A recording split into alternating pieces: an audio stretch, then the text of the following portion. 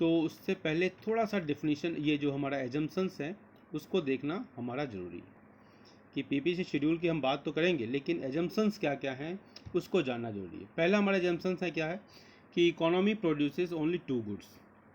ठीक है, इकोनॉमी कितनी गुड्स प्रोड्यूस करती है? 2 गुड प्रोड्यूस करती है। जैसे हमने लिया हुआ है अपने एग्जाम्पल में यहाँ bread and guns, you are free to choose anything. Okay, bread और gun, gun represents the defence goods and bread the consumer goods. Okay, so there is no change in technology. ध्यान रखना, तकनीक में कोई परिवर्तन नहीं होना है, क्योंकि जब हम प्रोडक्शन पॉसिबिलिटी कर्व हम देखेंगे आगे कि वो कैसे ड्रॉ करते हैं, अगर वो टेक्नोलॉजी में चेंज हुआ ना तो हमारी प्रोडक्शन कैपेसिटी बढ़ जाएगी। ठीक है, हमारा कॉस्ट ऑफ प्रोडक्शन डाउन हो जाएगा, और जिससे हमारा प्रोडक्शन पॉसिबिलिटी कर्व, प्रोडक्शन बढ़ जाएगा तो प्रोडक्शन की जो पॉसिबिलिटी है वो बढ़ जाएगी। मेरी बात समझ में आ रही बेटा? बोलते जाओ। Yes, sir. हाँ, आप मुझे एनर्जी दिया करो बेटा, बोल दिया करो, जब मैं पूछूं तो तुरंत बताया करो। Resources available are given and constant. जो रिसोर्स अवेलेबल हैं वो कांस्टेंट हैं और वो दिए हुए हैं, मतलब उसमें कोई परिवर्तन नहीं हो रहा है। जैसे मान लो, अगर मान लो पेट्रोलियम, अचानक साहिल गौतम और साहिल कुमार के घर के पीछे एक वो अमरूद का पेड़ लगा रहे थे, गुआवा प्लांटेशन कर रहे थे, तो उसमें से निकल गया क्या? गोल्ड माइंस आ गया। अब बताओ, इन दोनों की कैपेसिटी बढ़ जाएगी नहीं बढ़ जाएगी? जहाँ 3 BHK में रहते हैं ये, अब आ जाएंगे 4 BHK में आ सकते हैं।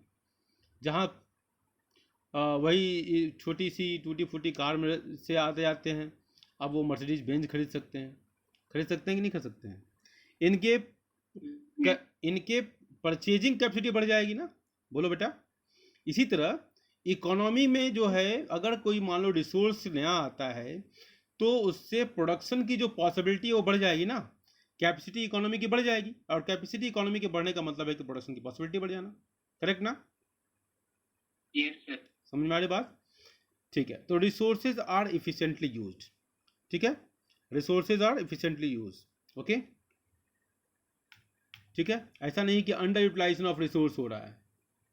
हमारे पास क्षमता है 90 मार्क्स लाने की। शरद कुमार, ध्यान देना बेटा, साहिल कुमार, ठीक है, वैष्णवी, सबके बारे में बोल रहा हूँ, सारे बच्चों के बारे में, श्रेया झा, हर बच्चे की अपनी अपनी कैपेसिटी है।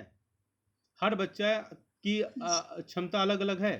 कोई बच्चा 90% ला सकता है, कोई बच्चा मेरा 95% ला सकता है, कोई बच्चा 100% लाने की क्षमता रखता है। अगर मान लो उस 100% वाले बच्चे को 80% मिलेगा तो वो बच्चा भी खुश रहेगा, माँ बाप खुश रहेंगे कि टीचर खुश रहेंगे? कोई खुश नहीं रहेगा। तो हम ये मान के चलते हैं कि रिसोर्सेज आर एफिशिएंटली यूज्ड, और तब ये प्रोडक्शन पॉसिबिलिटी कर्व की बात हो रही है। क्लियर हो रहा है बेटा? Yes, sir. ठीक है, Yes, sir. Resources are not Yes. Equally efficient in the production of 2 goods. दोनों ही वस्तुओं को के प्रोडक्शन में रिसोर्स नहीं कैपेबल हैं। जैसे आप सोचो कि सॉफ्टवेयर कंपनीज का बूम भारत में कहाँ आया सबसे पहले? बैंगलोर में। हाँ, सिलिकॉन सिटी भारत की कौन सी सिटी कही जाती है? बैंगलोर कही जाती है ना? Are get point? ठीक है, अब आप मान लो कि मिनरल बेल्ट में कहो कि गोभी की खेती अच्छी नहीं हो रही है, गोभी के प्रोडक्शन में हम इफिशिएंट हो जाएंगे, गोभी का एक्सपोर्ट करेंगे, संभव है क्या? हाँ, No, sir. लेकिन आप बोलो यूपी बिहार का जो एरिया है, मैदानी एरिया है ना, वहाँ गंगा का किनारा है ना, और वहाँ पर एलुवियल सॉयल है, अगर वहाँ थोड़ा सा गवर्नमेंट का सपोर्ट हो जाए तो वहाँ पर क्या होगा? वो एरिया जो है इफिशिएंट प्रोडक्शन करने में सक्षम है। आर्गेन्यू पॉइंट, क्योंकि उसके पास क्या है? लैंड का सपोर्ट है। आर्गेन्यू पॉइंट, अगर जो ग्रीन रेवोल्यूशन का बूम पंजाब और हरियाणा में देखने को मिला, वो सोचो कि तुम आसाम में मिल जाए, सिक्किम में मिल जाए, जम्मू कश्मीर में मिल जाए, मिल पाएगा क्या? Because resources are not equally efficient in the production of all goods. हर गुड्स को प्रोडक्शन करने में रिसोर्स सक्षम नहीं है। हर जगह क्लाइमेटिक कंडीशंस अलग हैं। रिसोर्स वहाँ पर जम्मू कश्मीर में केसर की खेती हो सकती है, नॉर्थ ईस्ट में टी एंड कॉफ़ी, और तमिलनाडु में और कर्नाटका में कॉफ़ी इफिशिएंटली हो सकता है, केरला में रबर हो सकता है, जम्मू कश्मीर में नहीं हो सकता। Are getting point? तो resources are not equally efficient in the production of 2 goods. Am I clear? Yes sir. अब आते हैं पीपीसी शेड्यूल के बारे में। तो आपके स्क्रीन पर ये पीपीसी शेड्यूल दिखाई दे रहा है बेटा? Yes sir. चलो, यस सर। आपको ये बनाना है और साथ में आप नोट करते जाओ नोटबुक में भी, ठीक है? चलो, आपके पास मेन पॉइंट्स है इसलिए आप इसको देख के नोट कर लेना। चलो, उसको समझ लो पहले। हमारे पास प्रोडक्शन की पॉसिबिलिटीज हैं। क्या पॉसिबिलिटीज है कि अनुष्का को 100 मार्क्स मिलेगा इकोनॉमिक्स में, श्रेया को 100 मार्क्स मिलेगा इकोनॉमिक्स में। एक पॉसिबिलिटीज ले रहा हूँ, 100, 90, 80, 30। Getting point? ये पॉसिबिलिटीज हैं। Are getting point? सिमिलरली हमने एक यहाँ पर लिया है प्रोडक्शन की पॉसिबिलिटीज को। Are getting point? हमने प्रोडक्शन की पॉसिबिलिटीज क्या है, ए बी सी डी करके हमने कुछ पॉसिबिलिटीज ले लिया कि ए, ठीक है? अब अगर ए पॉसिबिलिटीज को हम अगर ग्राफ से दिखाएंगे तो जो और क्लियरिटी आएगी, या तो ब्रेड वो का 0 प्रोडक्शन करे, या और गन का मैक्सिमम, मतलब जो भी रिसोर्स है उस रिसोर्स से केवल 2 ही चीजें प्रोडक्शन हो रही हैं। देखो, the economy produces only 2 goods, पहला ऑप्शन दिखाई दे रहा है आपको? The economy produces only 2 goods, for example bread and guns. तो हमको 2 ही गुड्स का प्रोडक्शन करना है क्योंकि एक्स और वाई एक्सिस पर हम 2 ही कमोडिटीज को दिखा पा रहे हैं। समझ में आ रही मेरी बात? तो 2 ही गुड्स है, ब्रेड और गन, ठीक है? अब या तो जो पॉसिबिलिटीज है प्रोडक्शन की, उसमें या तो पूरा रिसोर्स लगा दिया जाए गन के प्रोडक्शन में, तो गन का प्रोडक्शन कितना हो रहा है, 15, 15, और फिर तालिबान से लोहा लिया जाए। हम राइट? बोलो भाई। Yes sir. है ना? और या तो ब्रेड 0 हो या तो गन 15 हो। दूसरा ऑप्शन देखते हैं, नहीं भाई हमारे यहाँ बीपीएल के लोग हैं, गरीब हैं, जो इंपोर्ट नहीं कर सकते हैं, हाँ, सो उनके लिए भी तो कुछ इंतजाम सोचना पड़ेगा। चलो, तो भाई पीडीएस सिस्टम को सपोर्ट करना है, मान लो एग्जांपल ले रहा हूँ, आपका थोड़ा जीके भी बढ़ता रहेगा। तो ब्रेड को हमने कर लिया क्या, 1। आर्गेटिव पॉइंट? ब्रेड को हमने क्या कर लिया, 1, और गन्स को हमने क्या, 14। आर्गेटिव पॉइंट? अब देखो, गन्स का प्रोडक्शन जो पहले 15 होता था, उसको हमने ब्रेड के प्रोडक्शन को बढ़ाने के लिए हमने उसको 14 कर दिया। मेरी बात समझ में आ रही बेटा? हेलो? Yes sir. हाँ, तो हमने गन्स, अभी देखो इसका जो पहला जो पॉइंट है, इसका दूसरा पॉइंट क्या है, रिसोर्सेज। देखो, resources are not equally efficient in the production of 2 goods. दोनों गुड्स को प्रोडक्शन करने में इफिशियंटली यूज नहीं है। अब उसने क्या किया, जब इफिशियंटली यूज नहीं है तो गन के प्रोडक्शन से रिसोर्स को हटाया गया थोड़ा सा, और उसको कहाँ लगाया गया, ब्रेड के प्रोडक्शन में। हम राइट? Yes sir. ठीक है,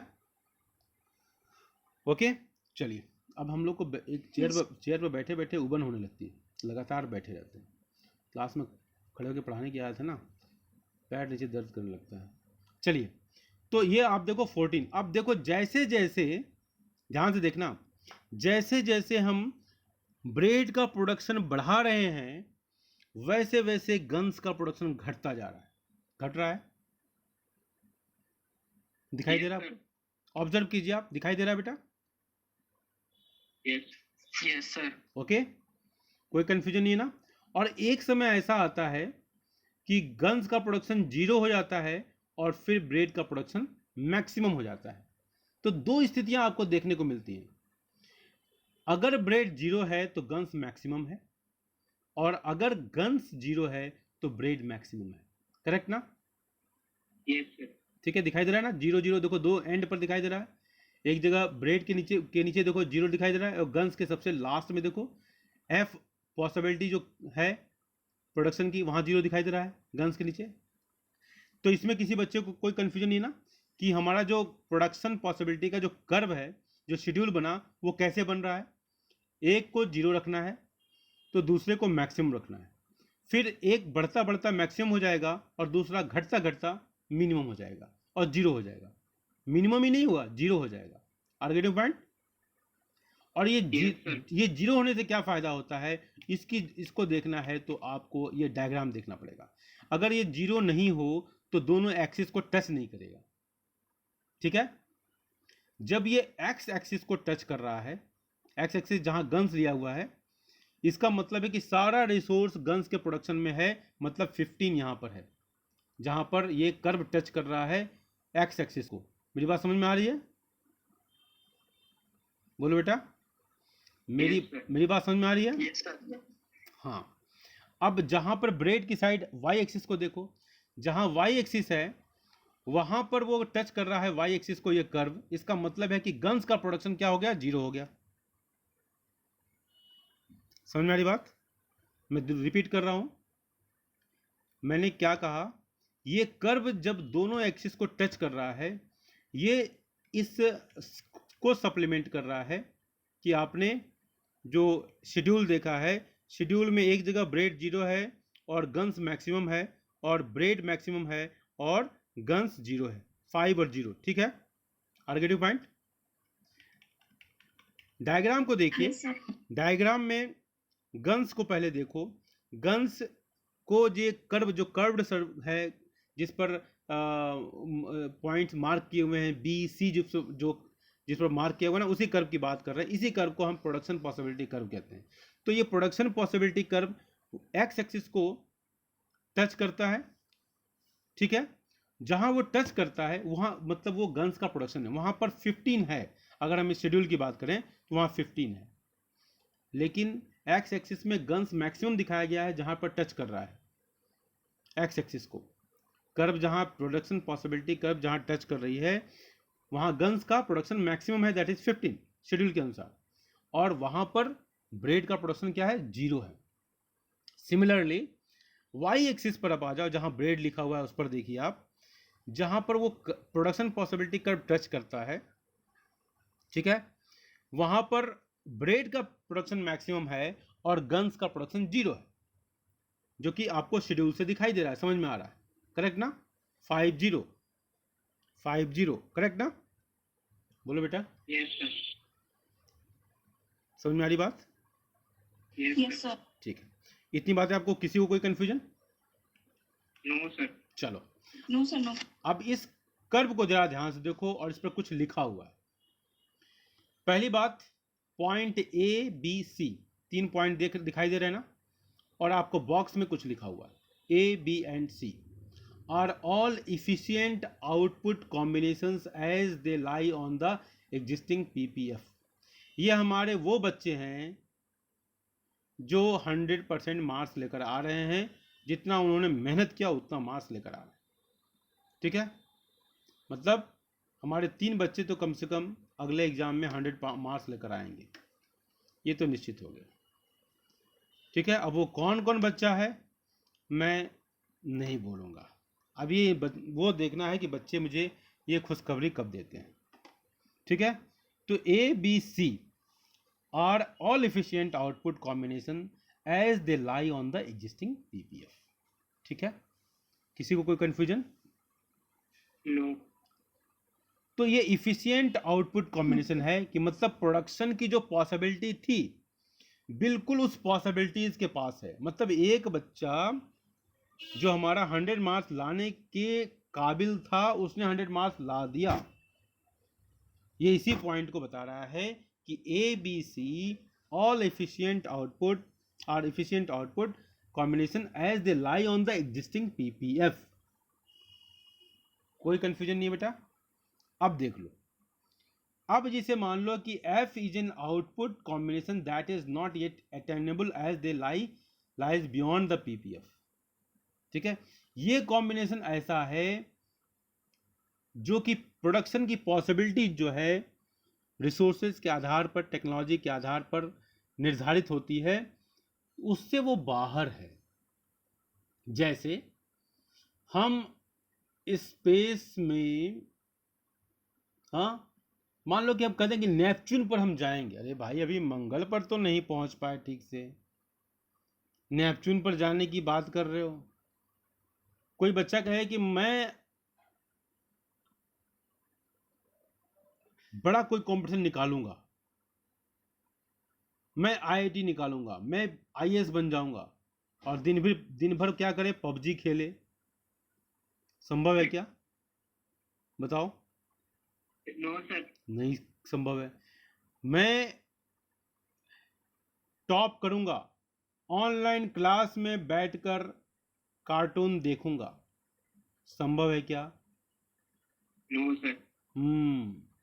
तो ये है कि एफ जो है, जो प्रोडक्शन की पॉसिबिलिटी है उससे बाहर है, तो वो अटेनेबल नहीं है। Are getting point? इसमें किसी कोई कंफ्यूजन? मतलब हमारे No. पास जो भी अवेलेबल रिसोर्स है, टेक्नोलॉजी है जो गिवन है, उससे हमारी जो कर्व बनता है, ये जो कर्व बनता है ए बी सी लाइन, जिस पर पॉइंट्स जिस पर हैं, उससे अगर बाहर है तो वो हमारे लिए अनअटेनेबल है। बिल्कुल क्लियर है? अब दूसरा जो Yes, पॉइंट sir. है, D and E are inefficient, मतलब एक बच्चा जो हमारा 90 लाने वाला था उसको 40-50 आ रहा है। क्यों? पबजी का ड्रामा, कार्टून का ड्रामा, दोस्तों से चैट, व्हाट्सएप में लगे रहना, फेसबुक के बिना चैन नहीं आना, इंस्टाग्राम में जीवन देना। तो क्या होगा? D and E are inefficient combinations, that is not all resources are fully utilised. मतलब आपने अपनी क्षमताओं का यूज़ नहीं किया। आपको इकोनॉमिक्स में राइटिंग प्रैक्टिस करनी चाहिए थी, आपको डायग्राम बनाना चाहिए था, आपको सवेरे उठ के कुछ जो वोकेबलरी है, उसके इंपॉर्टेंट टर्म्स है, उसको याद करने चाहिए थे। ठीक है, आपने नहीं किया। मतलब 90 आप डिज़र्व करते थे, लटक कर आ गए, पके हुए आम की तरह नीचे गिर गए और आ गए डी और ई पॉइंट पर, जो ये बताता है inefficient combinations, that is not all resources fully utilised. मेरी बात समझ में आ रही है? Yes, sir. ठीक, समझ में आ रहा है ना बेटा? ठीक है, ओके, कोई कंफ्यूजन? No, sir. ठीक है, तो हमने ये देखा, इसमें ध्यान से देखा, 0 15 मतलब मिनिमम मैक्सिमम, 0 से स्टार्ट होने से वो एक्स एक्सिस को टच करेगा, इसलिए वो सही प्रोडक्शन पॉसिबिलिटी कर्व जब भी बनाओगे इसी तरह बनाओगे। ठीक है, एक 0 एक मैक्सिमम, एक दूसरा मैक्सिमम, पहला 0। ओके, ये तो सब कुछ क्रिस्टल क्लियर है बेटा? सबको समझ में आ गया ना बेटा? ये Yes, sir. कोई कंफ्यूजन नहीं है No. किसी पॉइंट पर? ठीक है, अब यहीं पर कुछ क्वेश्चंस बन जाते हैं। अगर मान लो कि फिट इंडिया मूवमेंट गवर्नमेंट ने लॉन्च कर दिया, तो फिट इंडिया मूवमेंट से क्या हो गया? बॉडी कमजोर हो जाएगी, हमारी ब्रीदिंग खराब हो जाएगी, होगा ना बेटा? Yes, sir. अरे वाह रे, yes sir. Fit India movement का मतलब क्या है? फिट रहना। हाँ, बॉडी कमजोर हो जाएगी, बोल Sir, बेटा। थक जाएगी। हाँ, थकने से कमजोर हो थक जाता है, बॉडी थकने से कमजोर हो जाती है। हाँ, खेल के आते हो तो कमजोर हो जाती है बॉडी कि मजबूत हो जाती है, बताओ? तो आपके मम्मी पापा से कहो कि हम आज के बाद घर में ही पैक रहेंगे, एक ही चेयर पर बैठे रहेंगे, एक ही बेड पर सोए रहेंगे, कहीं उछल कूद नहीं करेंगे, हमारी बॉडी कमज़ोर हो रही है, ऐसा कहोगे? और रिकॉर्डिंग मुझे भेज देना, ठीक है, कि मम्मी क्या बोलती हैं, पापा क्या बोलते हैं। बेटा ऐसा होगा क्या? स्वीकार करो, क्या होगा? नहीं होगा ना? खेलने से, No. कूदने से बॉडी मजबूत होती है। तो फिट इंडिया मूवमेंट अगर आ जाएगा, मान लो कि साहिल गौतम, मान लो कि साहिल कुमार, मान लो कि बेटा शरद, ये सब जितने बच्चे हैं हमारे, खूब बढ़िया सा एक्सरसाइज करते हैं, शीर्षासन करते हैं, मयूरासन करते हैं, और जिम का भी सहयोग लेते हैं, हाँ, तमाम तरह के आसन प्राणायाम ध्यान करते हैं। तो ये बच्चे जो 40%, मान लो, इनके बारे में नहीं बोलूँगा अब, मान लो कि जो बच्चा 60% लेकर आ रहा है, उसका जंप देखोगे, अगर 20% जंप नहीं हुआ तो मुझे बताना। अगर ईमानदारी से बच्चा ये सब योगा शुरू कर दे, जो अभी क्या हो रहा है कि बच्चों का दिमाग बहुत डाइवर्ट हो रहा है, मोबाइल मम्मी पापा ने दिया क्लास करने के लिए और आत्माएं भटक रही हैं, है ना? कुछ वीडियो देख रहे हैं, कुछ इधर देख रहे हैं, कुछ कार्टून देख रहे हैं, कुछ कुछ देख रहे हैं, कुछ कुछ देख रहे हैं। ठीक है, तो ये जब चीज़ें होंगी तो दिक्कत होगी। Are getting point? मेरी बात समझ में आ रही है बात? Yes. हाँ। Yes. Sir. तो फिट इंडिया मूवमेंट होने से क्या होगा कि आपके प्रोडक्ट्स, आप हेल्दी हो गए। अच्छा ये बताओ कि हेल्दी आदमी ज़्यादा काम कर सकता है कि अनहेल्दी आदमी? Healthy. हेल्दी। तो प्रोडक्शन की कैपेसिटी बढ़ेगी कि घटेगी? बोलो। ह्यूमन इज अ रिसोर्स और नॉट? रिसोर्स बढ़ गया ना। मान लो कि तुम्हारे घर, मान लो कि किसी के घर में सारे लोग बीमार हो जाएं, कोविड-19 के मान लो केस है, सारे लोग बीमार हो गए, तो उस घर में क्या होगा? इकोनॉमिक एक्टिविटी, कोई बाहर से खाना देने वाला कोई नहीं होगा, कोई खाना पकाने वाला कोई नहीं होगा, कितनी दिक्कतें हो जाएंगी, दवा लाने वाला कोई नहीं होगा। Are getting point? तो उस घर की क्षमता ही घट जाएगी। उस घर की क्षमता घटेगी कि बढ़ेगी? घटेगी। सर. बिल्कुल। तो fit India movement, clean India movement, ठीक है, डिजिटल इंडिया, स्किल इंडिया, ऐसे जैसे भी जो भी मिशन चल रहे हैं और चलाए जा रहे हैं, ठीक है, इन सब से हमारी क्या होगी? प्रोडक्शन पॉसिबिलिटी कर्व में शिफ्टिंग आएगा, चेंजेज आएगा। ठीक है, समझ में आई बात? Yes. हाँ। अगर मान लो कि किसी एक रिसोर्स में वृद्धि हो जाए जिससे गन्स का प्रोडक्शन बढ़ना हो, ठीक है, अगर रिसोर्स, मान लो गन की टेक्नोलॉजी आ जाए, एक एग्जांपल लेते हैं, मान लो गन बनाने की कोई टेक्नोलॉजी आ जाए, तो गन्स का प्रोडक्शन क्या होगा? बढ़ जाएगा ना। Yes. Sir. तो गन्स जिस पॉइंट पर अभी है वहां से वो राइट साइड शिफ्ट हो जाएगा, ठीक है, कर्व जो है राइट साइड मूव हो जाएगा एक्स एक्सिस पर, वाई एक्सिस पर वहीं रहेगा, लेकिन एक्स एक्सिस पर बढ़ जाएगा। मेरी बात समझ में आ रही बेटा? Yes. Sir. हाँ, Yes. ठीक है, चलो, तो हम इसको आपको अगले टॉपिक पर हम इसको डिस्कस करेंगे। वो कैसे होता है उसको, रोटेशन को हम समझाएंगे अभी।